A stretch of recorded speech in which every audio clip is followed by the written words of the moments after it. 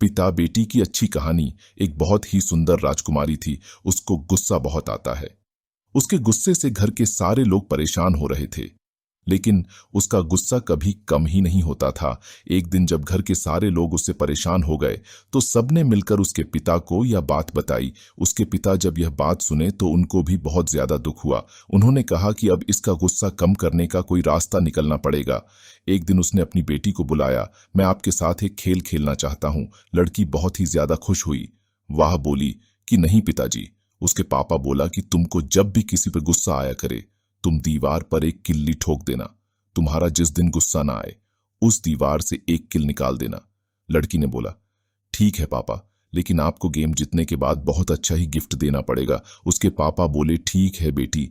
पहले दिन लड़की को खूब गुस्सा आया। उन्हें दीवार पर 10 किल्ली लगा दी। फिर अगले दिन कुछ ज्यादा लगा दी। फिर क्या सारे दीवार पर किल ही नजर आने लगी? फिर क्या सारे दीवार पर किल ही नजर आने लगी? अब वह शांति से रहने लगी। कुछ समय बाद उसका गुस्सा कम होने लगा।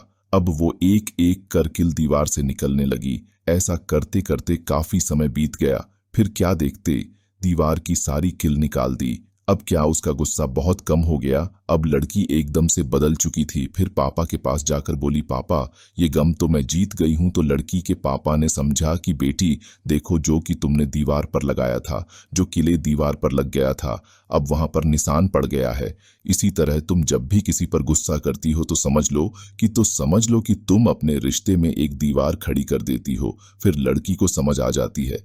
फिर लड़की रोते हुई बोली, पापा यही है मेरा सबसे अच्छा गिफ्ट। अब मैं किसी पर गुस्सा नहीं करूंगी।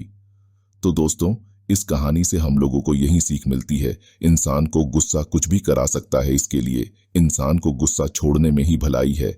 अगर ये कहानी आपको अच्छी लगी ही हो तो कमेंट जरूर करें। हो सके तो लाइक सब्सक्राइब कर देना।